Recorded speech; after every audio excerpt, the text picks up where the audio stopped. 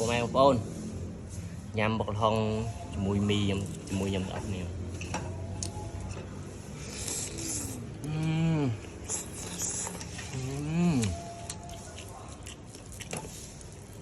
ngon nhá tê đọc của nhầm tê nhầm ốc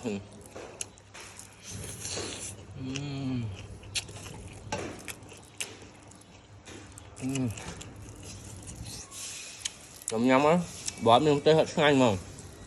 mình tê đọc của ấy á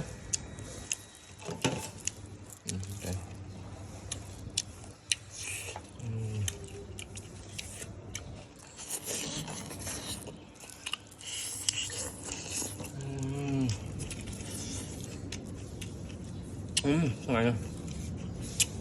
chuyện